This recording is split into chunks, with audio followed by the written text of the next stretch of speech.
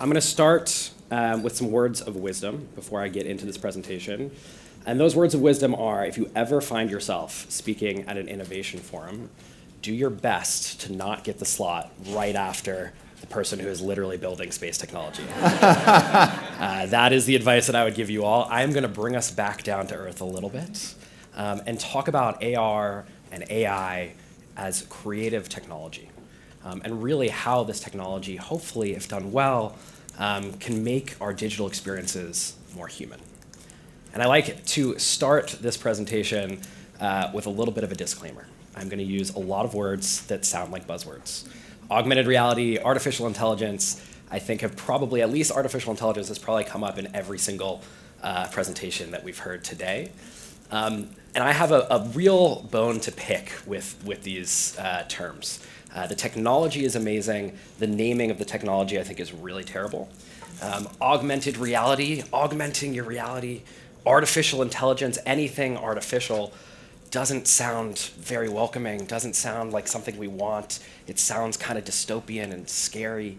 And hopefully, if I do my job well, over the next 20 minutes or so, I'll give you a look at why I think these technologies, though very poorly named, can actually make experiences more human, more immersive, more engaging, and can actually be things that we look forward to.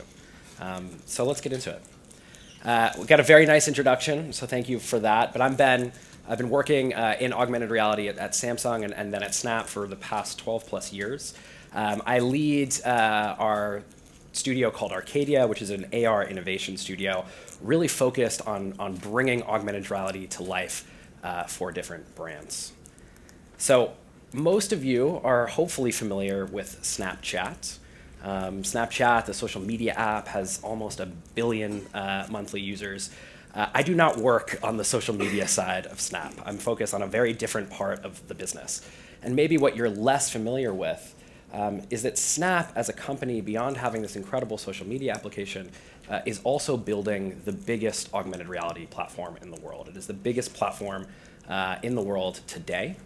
And you might be familiar with where we started. We started with very simple selfie-side augmented reality, things like vomiting rainbows and dog ears, but we've come a long way, and we're really innovating on what's possible when it comes to augmented reality technology. There's so many things that you can do now within the Snap platform, whether that's augmented reality on the selfie side or on the world side. There's over 300 million people interacting with augmented reality on Snap every day, and they're using 6 billion lenses daily. So an insane amount of engagement and interaction with this technology. And over the past 5 or so years, we've really learned so much about what this technology can do as a creative format, as a way for people to express themselves and to really engage with the people, places, and things that they love the most. So just to give you the lay of the land of augmented reality and the way that we think about it from a platform perspective, augmented reality lives across really anywhere that there is both a camera and a screen. So that can be in apps like Snapchat. That can be on the web, so web-based experiences. It can be custom integrated, and we'll talk a little bit about this, but can be custom integrated into new screen and camera environments. And you can also discover this type of technology in headsets. And I'm sure a lot of you have started to see the different wearables and headsets that so many tech companies are investing in. And we'll talk about the fun stuff that we've been working on at Snap when it comes to wearables as well. But just to give you a sense of what my team has been working on, so as we said, Arcadia is Snap's in-house innovation studio. Our goal is really to try and show people what's possible with our technology and make that technology more accessible for brands and for people alike to really understand what it can do for them. We work with some incredible brands that really want to invest in innovation and really want to create a new paradigm around how they interact with people. And allow people to interact with their brand IP. And so I'm going to walk you through just a few examples of recent work that we did to give you a sense of where augmented reality is today, how brands are using it today, and then we'll get into tomorrow and what the promise of this technology really is, especially when it starts interacting with AI. So 3 brands I'm going to talk about, brands that I love, that we've worked closely with. The first is Nix. We're really going to talk about how Nix looked at augmented reality technology as a way to inspire people to try on makeup and experience makeup in a different way. We'll talk about Coca-Cola and how they use one of their most well-known touch points in a dramatically different way to engage customers a little bit differently. And then we'll talk about Vogue that really wanted to make typically inaccessible designs and clothing more accessible through augmented reality technology. So this is one of my favorite parts of the presentation because I get to shut up and you get to watch hopefully an exciting video. But we'll start with the Nyx example. And just to preface this, what I love to say is this came from a really interesting insight around how Gen Z was trying to plan the makeup that they were using. They were using all of these sort of hacked ways, whether it was via Photoshop or some AI tools, to take selfies of themselves and start applying different makeup so they could experiment before they actually purchased and started putting those looks on. And so we took that insight and ran with it and created an experience that hopefully made that easier for people to enjoy. Gen Z is a generation of flux and fluidity, exploring who they are and experimenting with their identity. Along this journey, makeup plays an important role. It provides a universal language for self-expression, helping them externalize who they are today. But it can be challenging to find affordable expertise and products that move as fast as they do. They crave beauty tools that vibe with their evolving style.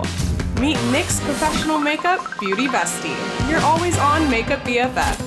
A first-of-its-kind AR experience serving daily makeup looks, the season's hottest trends, and game-changing advice from pro makeup artists. Always on 24/7, it's powered by technical breakthroughs that open up all new levels of personalization. Combining cutting-edge AR, AI, and machine learning technology with looks co-created by Nyx Professional Makeup Artists, Beauty Bestie guides you to your perfect look. With hands-free gestures and Snap's inclusive camera, the real magic happens, conjuring up that flawless look with just a nod and swipe. Obsessed!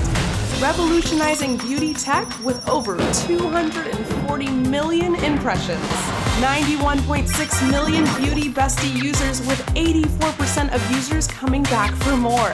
Over 8.2 million in sales with 70% increase from new brand buyers. And nearly 4 times return on ad spend. Whether you're conquering the color diva vibe or crafting your own, Nyx Professional Makeup Beauty Besties got your back. Democratizing pro makeup artistry for all. Amazing. So a really fun example, and I love that example because it shows both the human truth, right, of how people want to use technology to express themselves, get input from their friends, try things before they buy them, but it also shows the brand impact on the back end, once a brand decided to build this tool. The next exciting thing that I want to talk about is our work with Coca-Cola. So Coca-Cola has this amazing touch point around the world. I think many, many millions of vending machines. And we identified that as an opportunity to embed augmented reality technology. So we actually rebuilt the Coca-Cola vending machine by putting a screen into it and putting a little camera, and then on the back end integrating some of our AR technology and enabling a completely different type of experience when going up to a Coke vending machine. The Coke vending machine is an amazing transactional experience, but we wanted to bring a little joy, a little bit of magic into that moment. And allow a more experiential moments when interacting with the vending machine. So by putting augmented reality in there, you could actually walk up to the vending machine and you interacted with it using gestures. You could see yourself in the experience, which is really, really important. And then you could play games, you could try on merch. Of course, you could order a cold Coke. But a whole new way to take a footprint that exists globally for Coke and really up-level it and make it a more immersive and engaging and hopefully fun experience for some of the customers. And then last, the experience I want to show you is Vogue. And I said a little bit, Vogue worked really closely with us on taking an exhibit and using that exhibit as a platform for AR technology and trying to introduce new ways for people to experience incredible design, incredible fashion, and try to democratize that experience a little bit. Okay, here we go. I'm Edward Allen Foe, Editor-in-Chief, British Vogue, and European Editorial Director, Vogue. Welcome to Vogue and Snapchat Redefining the Body exhibition. I wanted to collaborate with Snapchat because they really are leading the field in augmented reality. As part of the curation process, I've invited each brand to bring their usual universe to life by presenting iconic fashion looks inside an exclusively designed exhibition space. So redefining the body is really about embracing people of all races, all sizes, all age, all socioeconomic background. But when you have your phone and you can direct it to an outfit and see yourself reflected in that and be able to be whoever I want to be, and you can see yourself. And I always say, if you can see it, you can be it. To a lot of people, that's nothing, but it's really powerful.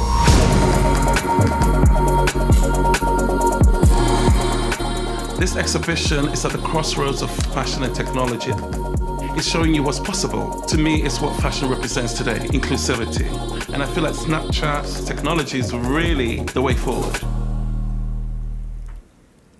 Awesome. So again, an amazing example of taking something that feels typically, I think, relatively inaccessible and trying to find new ways to make it accessible, give people new ways to experience it and engage with it.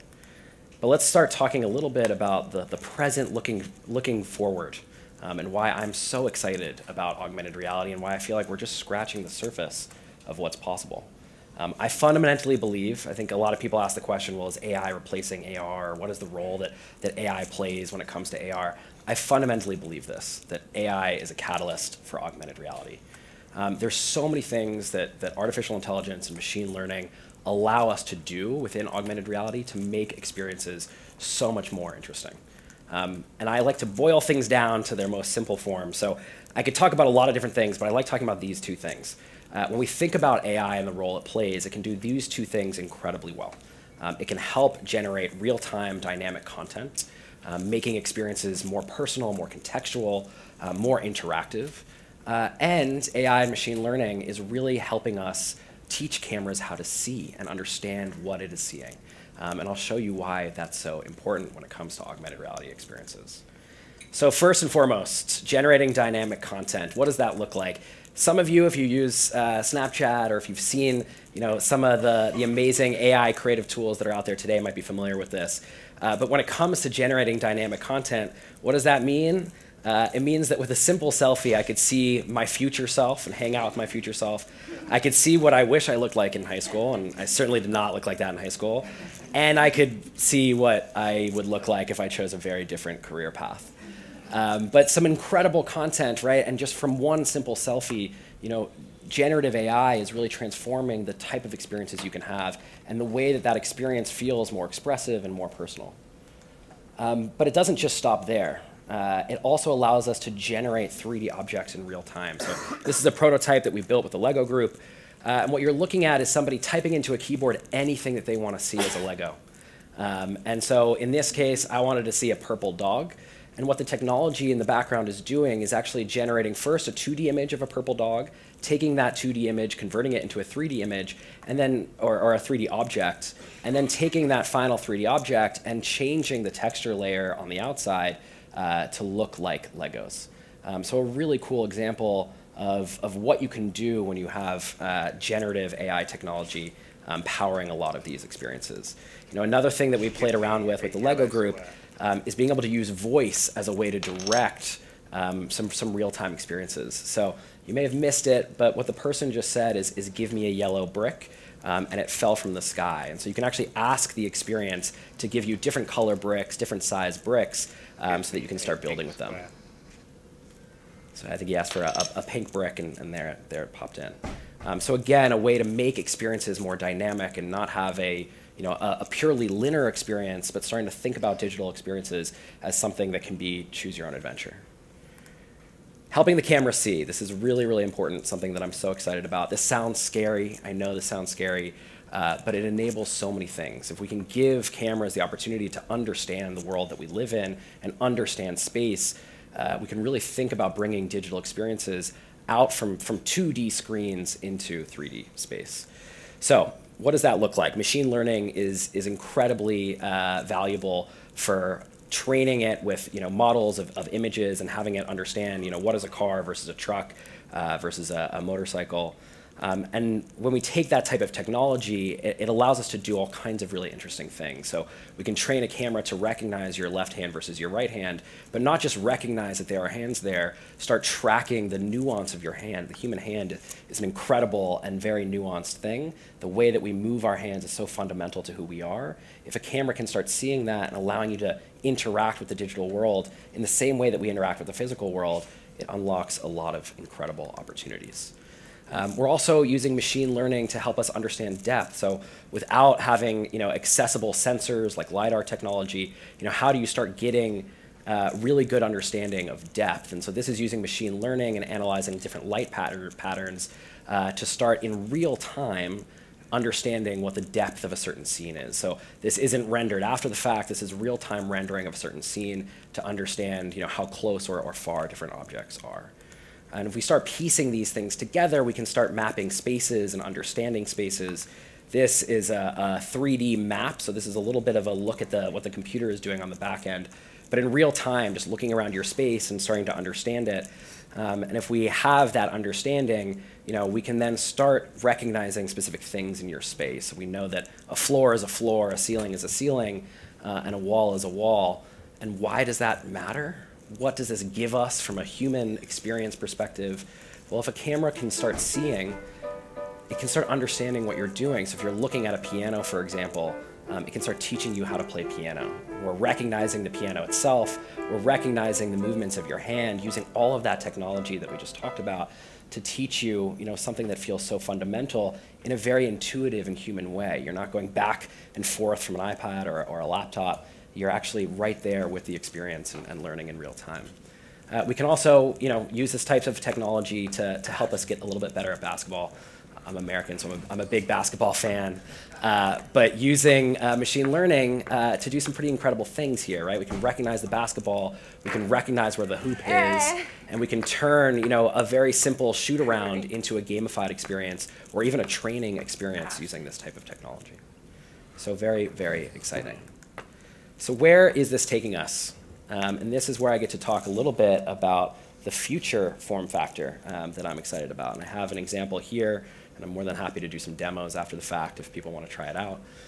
This is a developer device. It's called Spectacles or Specs, and it is an AR AI wearable. And very intentionally, it has see-through glasses, so you can actually see somebody while you're wearing it. You can see the world around you while you're wearing it. And it is untethered. It's meant to be used on the go.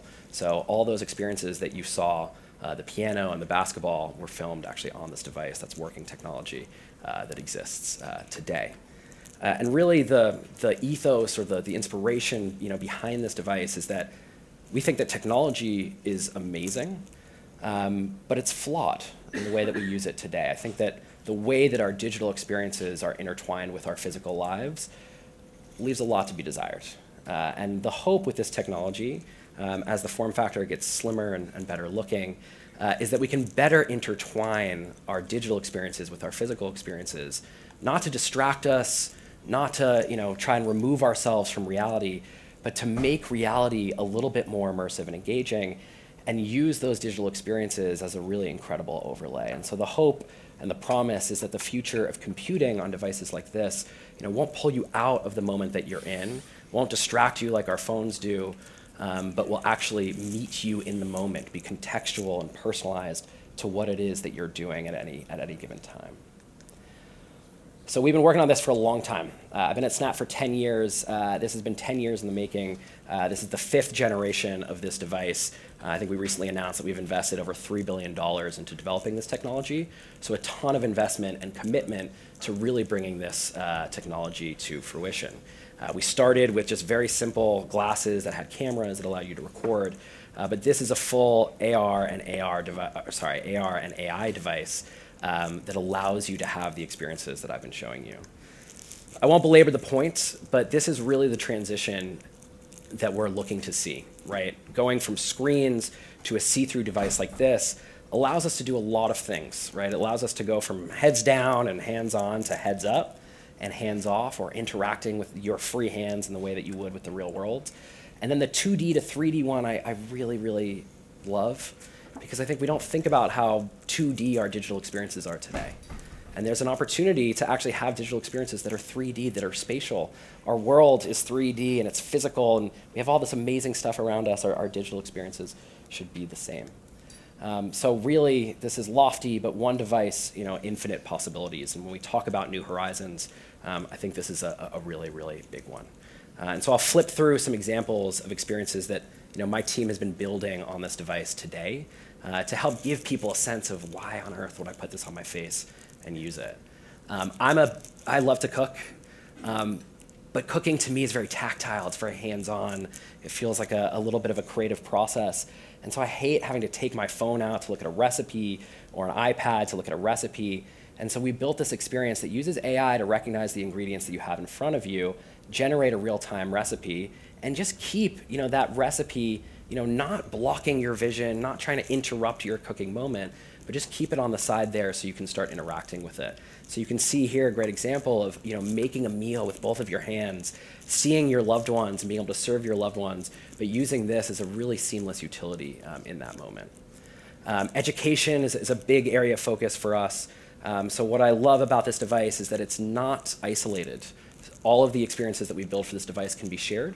So if multiple people are wearing a device like this, they can have an experience together. And so what you're seeing here is a classroom not looking at the human body in a textbook, maybe I'm dating myself, maybe not looking at it on an iPad or a computer, but actually looking at it together in life size, and actually being able to interact with it and see how your other students interact with it as well, and get sort of a stand-up moment in class, which is really exciting.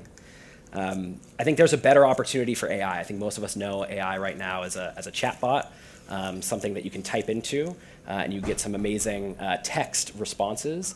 I think that is a very poor use case for the power of AI technology.